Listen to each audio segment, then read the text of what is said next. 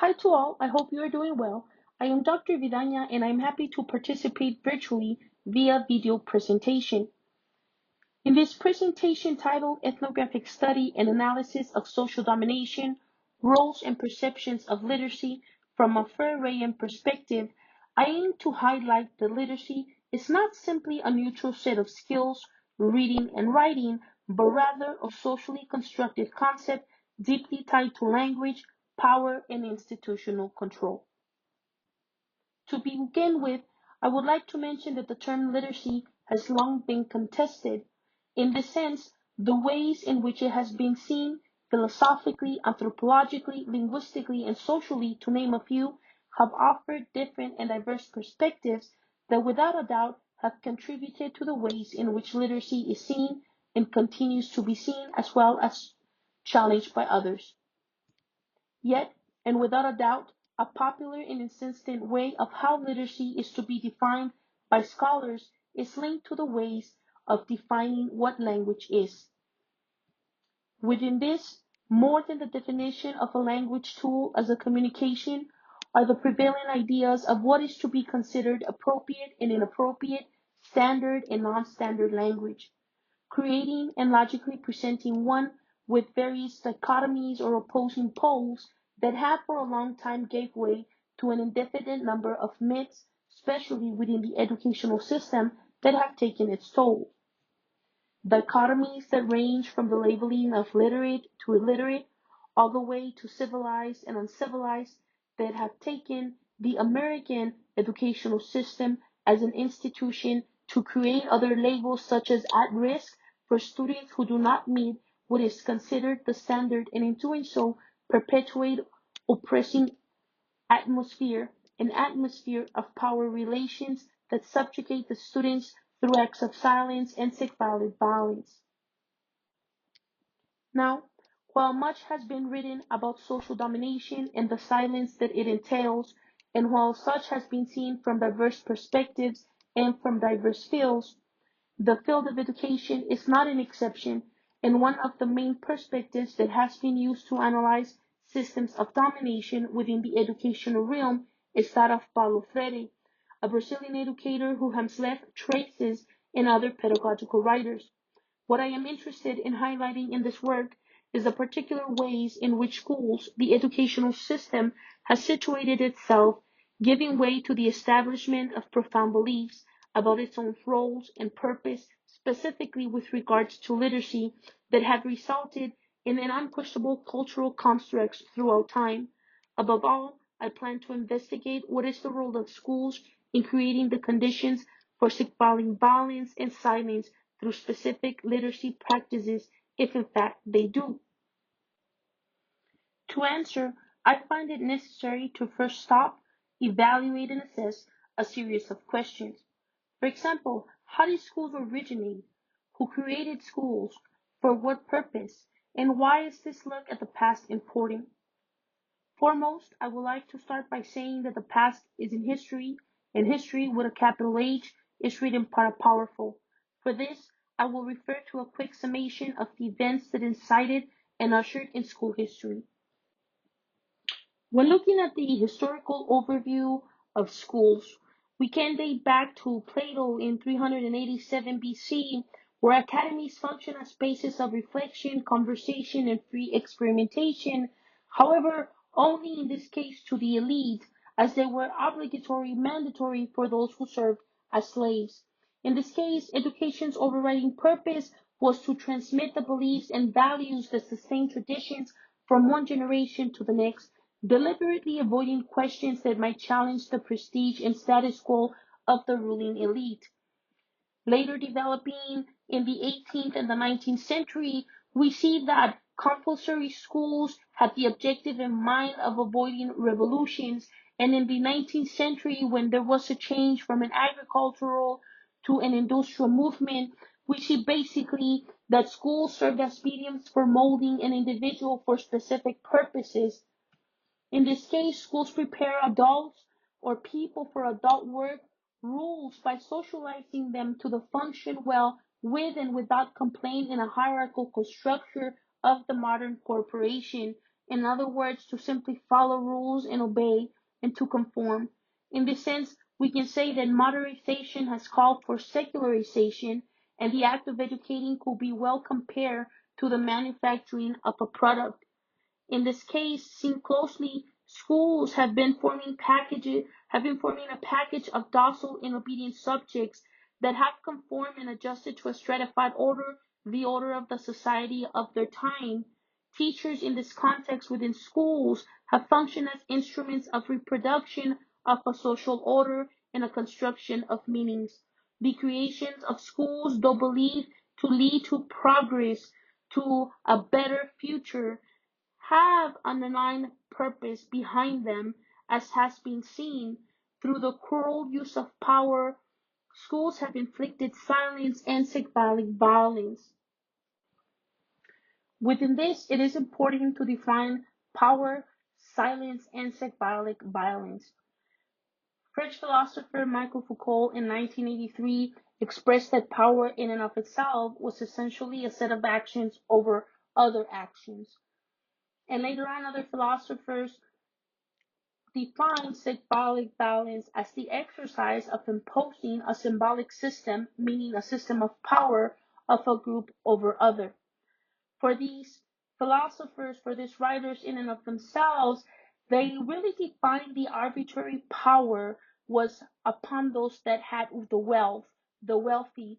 And it said that people really took the imposition, the ideas imposed by the ruling class into the school and the classroom as a way of exercising permanent power, reproducing in this case the same ideas over and over again in cycles without being questioned, taking them as legit as the principles of order and the only and authentic universal truth.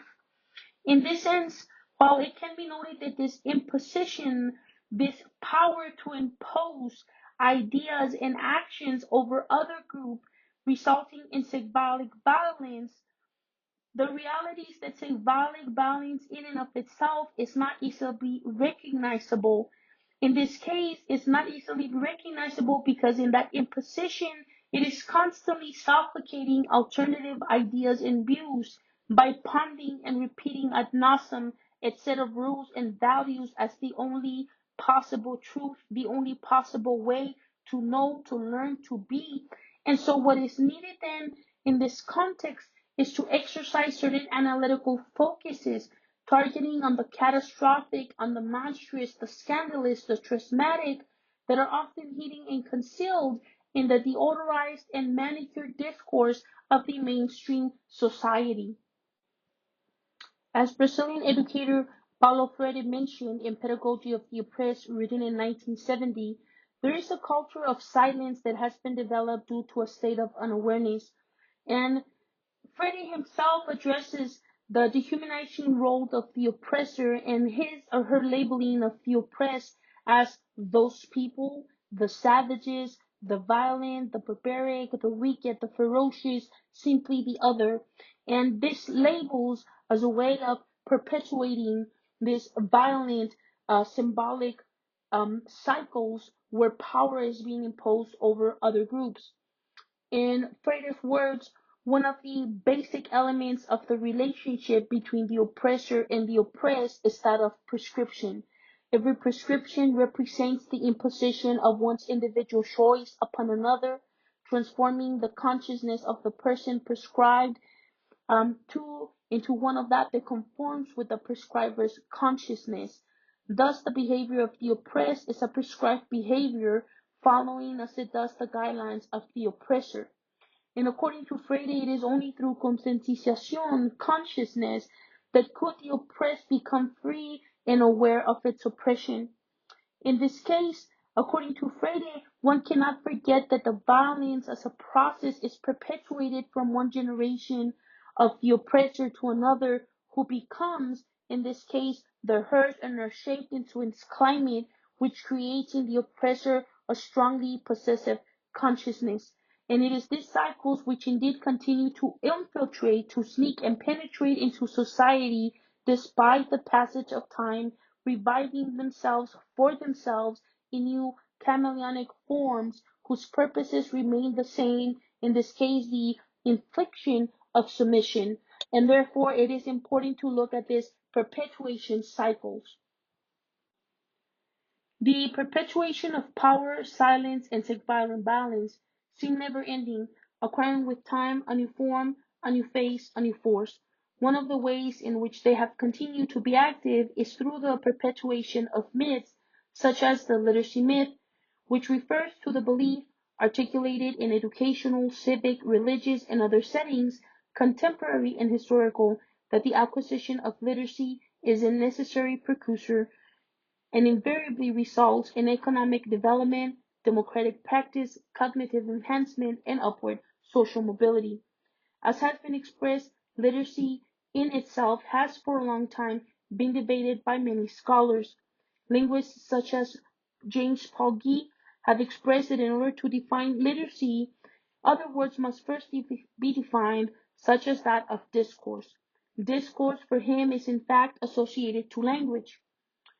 Gee pinpoints that discourses are indisputably tied to language as they are, number one, inherently ideological, two, resistant to internal criticism and scrutiny, self-scrutiny, and three, they define positions. Also, four, they put forward certain concepts, viewpoints, and values at the expense of others. And in fifth place, they are intimately related to the distribution of social power and hierarchical structure in society. As has been seen and noted by research, the official language is bound up with the state, both in its genesis and in its social uses. It is in the process of state formation that the conditions are created for the constitution of a unified linguistic market dominated by the official language, obligatory on official locations and in official places such as schools, public administrations, political institutions, to name a few. This state language becomes the theoretical norm against which all linguistic practices are objectively measured. Ignorance is no excuse. This linguistic law has its body of jurists, grammarians, and its agents of regulation and imposition, the teachers who are empowered universally to subject the linguistic performance of speaking subjects to examination and to the legal sanction of academic qualification. Clearly, parting from the use of language, schools have imparted a self-regulating model for students to follow, providing them a blueprint and signaling what they ought to produce, and in turn give up. That is, for the majority, the primary discourse, if in fact such does not amount to the school standard. As a framework for research, these lenses previously discussed, specifically a Fourier lens, serves as a useful platform through which one can analyze the perception held by teachers and students with regards to literacy reflected through language, social interaction within the classroom, and in the same manner to identify the power language has within educational systems. In this study, I am to grasp a small view into the social role that literacy plays as seen in relation to language. The focus of language as defined by Shaika as a complex, uniquely human communication act that allows one to externalize thought is meant to define the purpose and function it has, that is, to communicate and send a message across.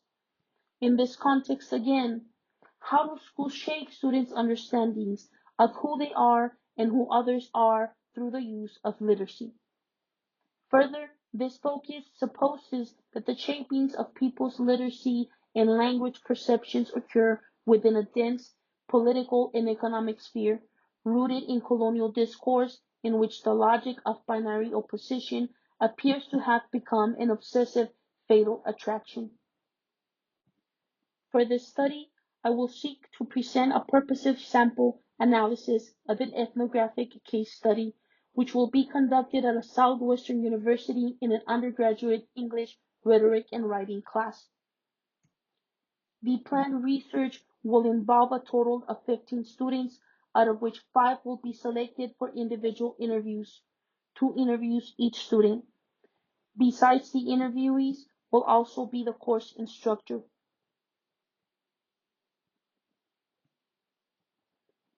Students who will be asked to participate will be those registered for the given course during the semester, and while being observed, field notes will be taken, audio and video recording equipment will be used. In this case study, I will primarily focus on the student interviews out of 5 to be selected and the course guidelines which reflect the institutional agreement between teacher and student for time purposes. Participation will be solely voluntary and recordings will be analyzed using a discourse analysis approach as well, a Freudian lens to analyze the relation of power constructed inside and outside of such community of practice. To conclude, this work requires further analysis and study, and I would like to reiterate that when it comes to defining literacy, one must first go back and revisit history. Literacy, in other words, has a history, and without reference to its history, it cannot be properly or realistically understood. To think about schools, the educational system, and what it entails requires a deep and a profound meditation, as what is at stake are not material goods, but human beings capable of creating and recreating. Human beings with valuable funds of knowledge which must be not only addressed but acknowledged. While schools have undergone a long traditional history, and while the unimaginable has been masked in the name of peace, democracy, and equity, one thing will forever remain to be certain, and that is that without students, there could be no schools. Thank you.